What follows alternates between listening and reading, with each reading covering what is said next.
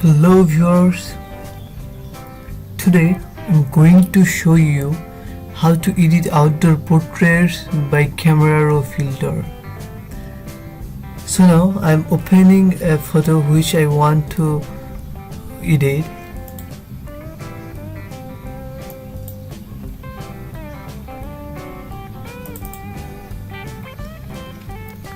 So this is the photo.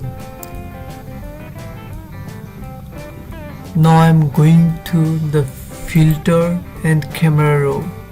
You can easily go to the camera raw by shortcut key Shift Ctrl and A, but I'm going manually, filter and camera raw filter.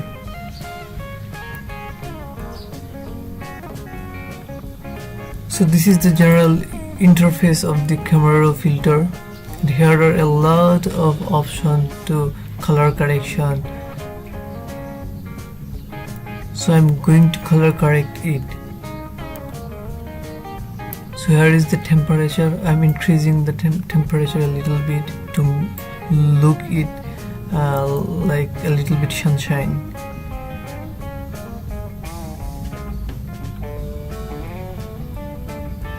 I think positive 11 is enough for this, so I'm going for tint.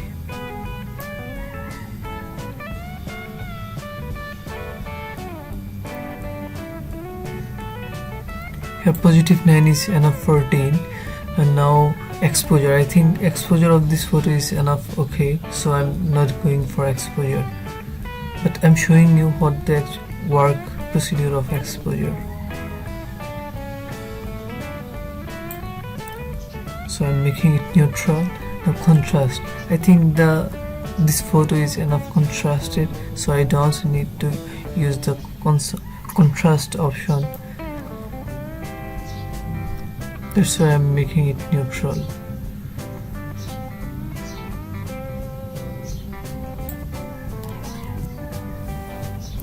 So here is the option of highlights. Highlights is a very important option for every photo. If you increase the highlights, it will look like this. If you decrease the highlight, it will look like this. So for this photo, I'm decreasing these highlights a little bit. Here is -13 is. Here is -13 is around -13 is enough for this photo. Now the shadow.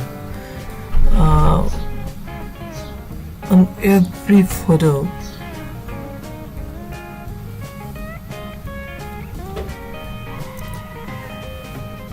now the option shadow. Shadow is needed on every photo. If you increase this shadow, it will look like this. If you decrease the shadow, it will look like this. So I'm increasing the shadow a little bit. Now the white balance. If you increase the white, just the white portion will increase, and if you decrease the white, just the white portion will decrease. So I'm increasing white a little bit. Now black option. If you increase the black, then it will be brightened, and if you decrease the black, it will be little bit darken and little bit contrasted. So I'm making the black a little bit negative, around -32 is enough. Now the clarity. If you want more details on your photo, then just increase the clarity. Here is the work of clarity. So I'm increasing the clarity a little bit, around positive 11 is enough. Now the vibrance. Vibrance is a work of the colors. If you increase the vibrance, the color will get more saturated. If you decrease the vibrance, the color will get more desaturated. So I'm increasing the vibrance a little bit, around positive 10 is enough for this photo. Now the saturation. Saturation is almost like vibrance. If you increase the saturation, then it will look like this, and if you decrease the saturation, it will look like this. So I'm decrease the saturation a little bit. -2 is enough for this photo. Now I'm going for the second option, which is tone curve. So on this tone curve you are seeing this parametric option, and it has the 4 options, which is highlights, layers, darks and shadows. If you increase the highlights, it will look like this, and if you decrease the highlights, it will look like this. So I'm decreasing the highlights a little bit on light. I don't think so this photo has needed some lights, therefore I'm making it neutral. Now the dark, if you make it negative portion, then it will looks very dark, and if you make it positive portion, then it looks a little bit brightened. So I'm taking it a little bit negative, around -14 is enough. Now I'm going to shadow. This shadow is also the same procedure of the previous shadow, therefore I'm just increasing a little bit shadow. So there is another option, which is point. So I'm going to the point. Here we're seeing some colors, one is RGB, then red, green and blue. So I'm going for blue, just decreasing the blue a little bit. Now it's look like a little bit glowed. Now I'm going to the red. I'm getting neutral for red. Okay, then I'm going to green. I think a little bit negative green is good for this photo. I'm going for next option, which is the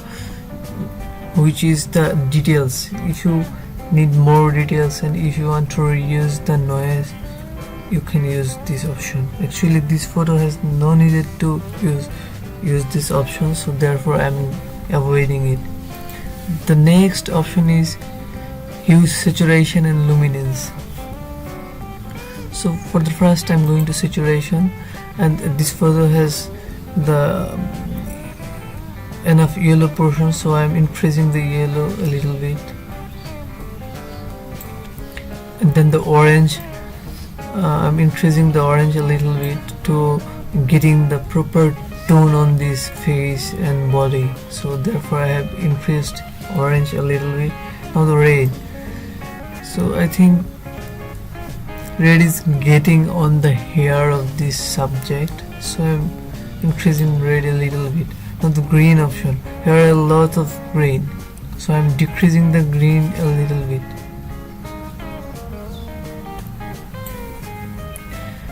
And there are 4 more colors, which is aquas, blues, purples and magentas.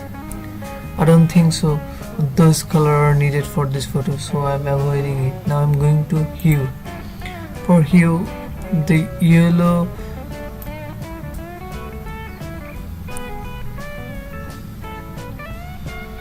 -31 is enough, and for orange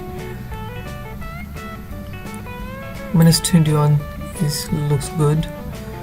Now the red, -9 is enough for reds. Now the greens, I'm going for -65 is good for this photo. Now I'm going to luminance. Luminance is used for the darkness and brightness for the particle color. Here is red. If you increase the red, just red got the brightness. If you decrease the red, just red got darkened. So I'm increasing the red a little bit.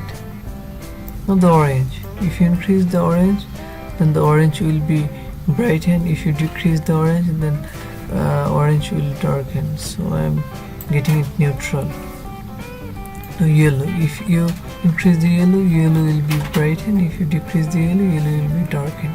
So I'm also getting it to be neutral. Now the green, I think -28 is enough for this green. I'm going for next option, which is split toning. Here are some hue saturation and shadow saturation. I don't think so we need this option to color correct for this photo, so I'm also going to avoid it. Now here is the lens correction, and lens correction has distortions, difference, vignetting, so I'm going to avoid it because we don't need this option for this photo. So I'm going for effects.